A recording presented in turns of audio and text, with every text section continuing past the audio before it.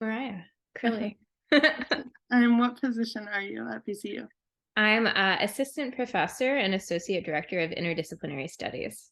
Awesome. My name is Elizabeth Davis. I am an adjunct instructor at BCU. This semester, I am teaching reporting for print and web, technical prowess, and copy editing. My name is Yanis Kospentaris. I'm an assistant professor of economics at the Department of Economics at the School of Business. So I have taught a handful of classes online asynchronous. Those ones have been during the summer. And I have also taught online synchronous, so like via Zoom during COVID.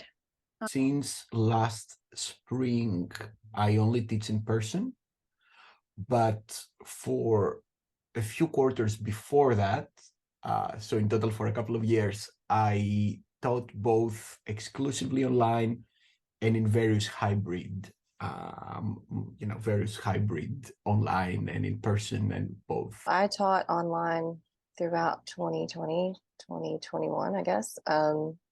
So I was teaching 303 and 203. So both of those were online for most of the time that I taught them. This is the first semester that I'm actually back in person. Feel disconnected from students in the online environment. I feel more connected if it's online synchronous. So I feel like I can still connect with students if we're synchronous through Zoom. But if it's just the like email and asynchronous, like here's a PowerPoint, do not feel connected at all. I feel like I know them better as people and as humans in the synchronous environment. Whether that's in person or even on Zoom synchronous, I felt like I had a better sense of who my students were as people, how they were doing in the class. I think they felt more connected to me as well.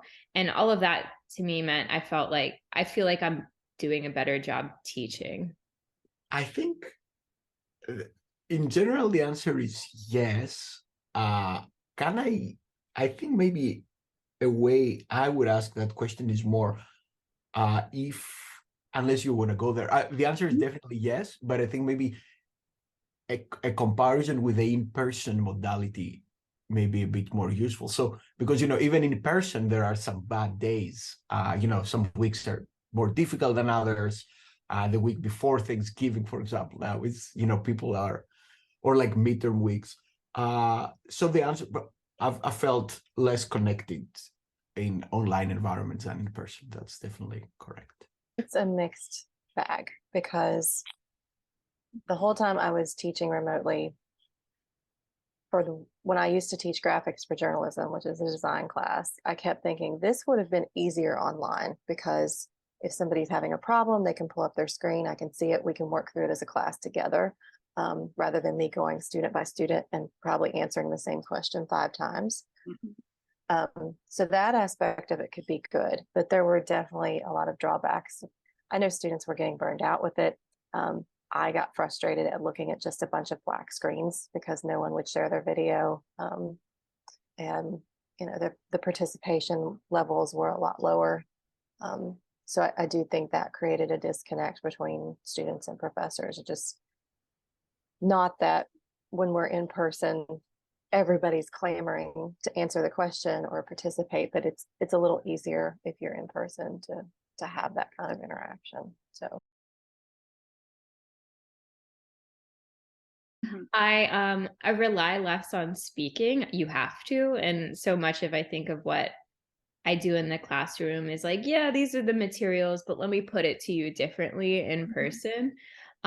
So you can't do that in online. So I think I have a lot more written instructions, a lot more written documents.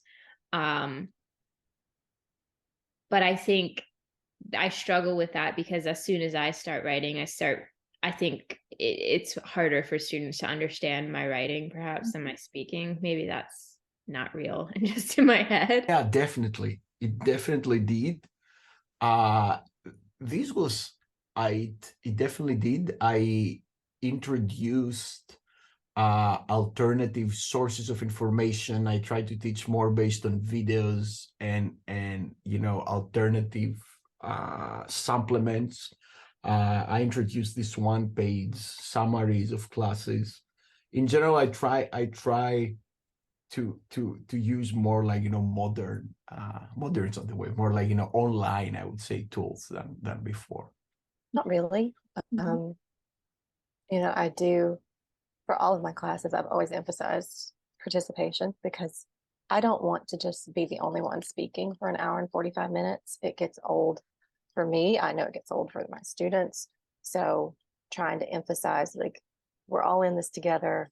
This is the way we have to do our classes right now. So even if you're not comfortable sharing on screen, like, use the chat function. Like, you have to participate. I have to know you're there.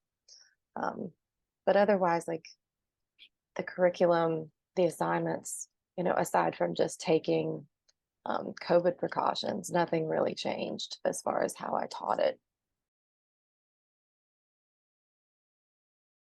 Honestly, teaching online synchronously during Zoom, I kind of loved. I could be doing my laundry. Yeah. So like the separation of work and life was less, but I kind of feel like as a college professor, my separation is very porous anyway. Like I have always worked a lot from home, even if I didn't teach from home, but I always was like grading at home and stuff like that. In terms of like a regular online asynchronous class, work-life balance, all the work is at the beginning and then I forget I'm teaching. Used to be, now it has stopped being like that, but it used to be very difficult for me to work at home.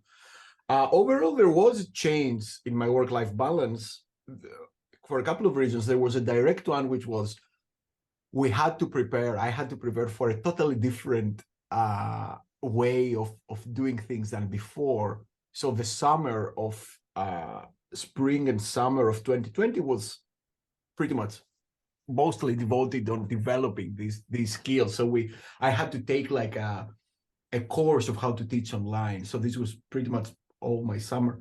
Other than that, the effect didn't persist. After I developed that, these tools, I had them there, and my work-life balance very quickly returned to its long-run average, I would say. Myself personally, in addition to teaching at VCU, I was also working full-time. And at that point, I was working from home exclusively because of the pandemic. That's something I've always wanted to be able to do. I like working from home. It's easier for me.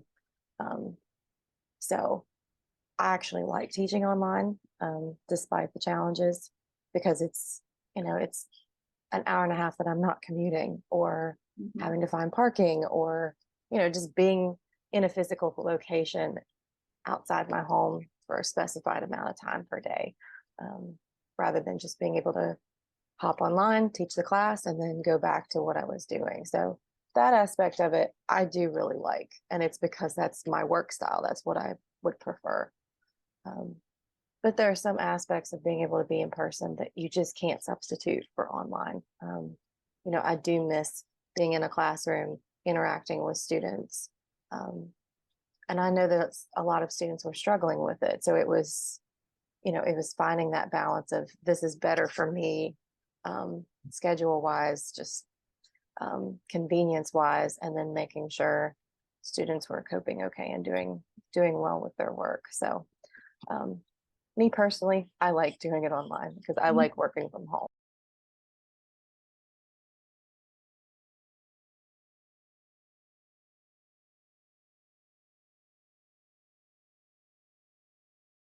Absolutely. I don't think we can solve it alone.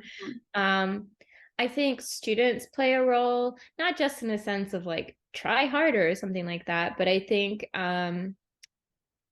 students and self-awareness in terms of like knowing if they're good at online or if they can handle online is really important, because I think a lot of people, because everybody's experienced online learning in some format now, and like it's hard to let go of that flexibility even if you're not good at it.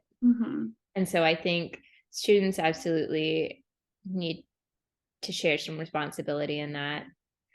I think administrators, right? If we're talking college learning, like at the university level, and I know they're doing work in it, but they need to rethink what's possible, what's practical. They might need to make decisions that students can't make for themselves.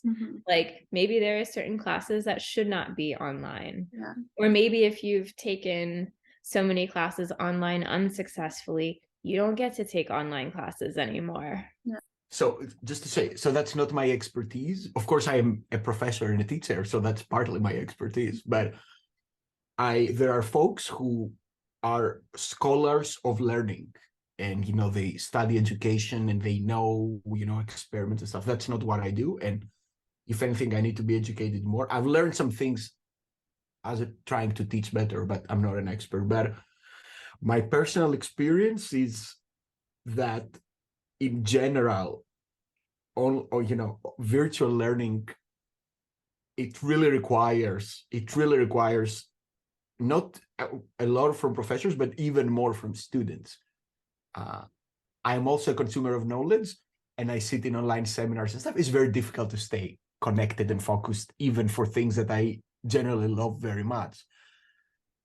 It also makes it more difficult for professors to make the material more attractive and interesting. I am fundamentally very pessimistic about the process of virtual learning, to be honest. But that, I'm pretty sure, reflects too much my experience, and not as much as I should be more open-minded, I think. But right now I'm very pessimistic. It has to be a group effort. Like, we have to work together.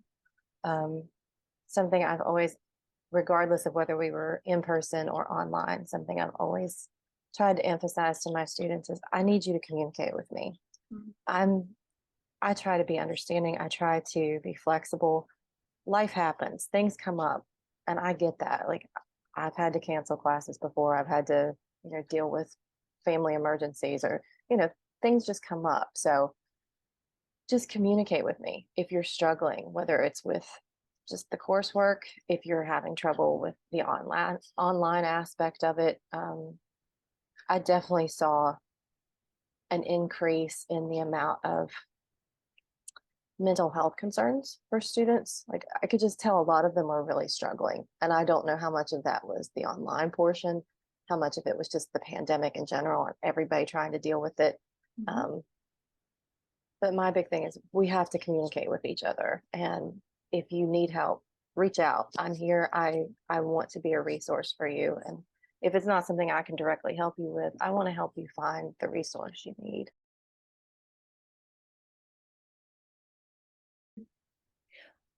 So I said all that about learning, but if I never have to take a meeting in person again, I'd be happy with that. I think this is like, we need to figure out what works online. Like, I think student conferences work really well on Zoom, right? And I shouldn't force students to come meet with me in my office for 10 minutes. That's stupid. And I think there are certain activities in my classes that work really well online. But I never want to go to a meeting in person again. So these are if I had to say my 2 cents, 1 cent is, it was so much more difficult for students than professors. And second, going forward, I'm not sure what is the right mix of online and like, in-person learning. And it's still an open question to we have to figure it out, I guess.